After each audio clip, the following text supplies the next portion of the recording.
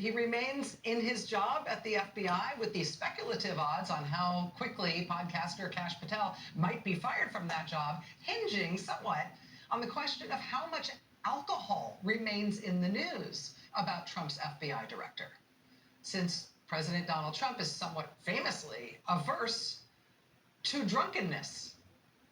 Hey, Pete Hegseth, still on the job as defense secretary as the supposed ceasefire in Iran comes to an end, and maybe there are talks in Pakistan, or maybe there are not, and maybe Vice President Vance is going to those talks again, or maybe he is not. And the president said he made a nuclear deal with Iran, and Iran says they did no such thing. And if you're trying to understand even something as basic as whether or not oil tankers and other ships are now safely navigating the Strait of Hormuz, I don't know what to tell you, but I can tell you that the US government has not turned out to be an accurate source of information on that rather crucial point. The U.S. military did update their casualty numbers today. In addition to the 13 U.S. service members killed in this chaotic war, the number of wounded U.S. Marines in this conflict now stands at 19. The number of wounded U.S. Air Force airmen stands at 62. The number of U.S. Navy sailors wounded stands at 63. And the number of U.S. Army soldiers wounded in this Iran war stands at 271. That means the current tally, provided we can trust these numbers from the Pentagon, the current tally is 415 U.S. wounded, 13 killed. As thousands more U.S. service members are being sent over there now, even as we speak, and as casualty numbers rise, do we think our servicemen and women are in good hands? Do we think that there is care being taken in terms of what they're risking their lives for?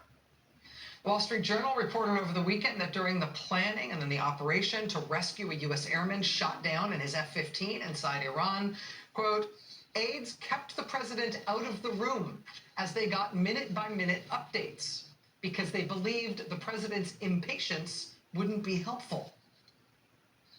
It's the Wall Street Journal reporting attributed to a senior administration source.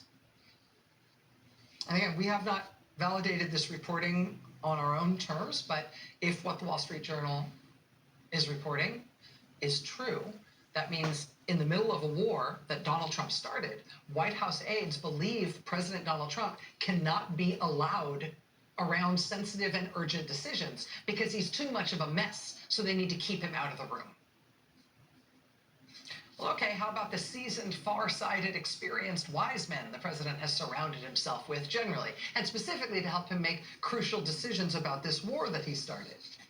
Quote, some of the president's advisors were caught off guard that tanker traffic in the Strait of Hormuz would grind to a halt so quickly after the bombing began.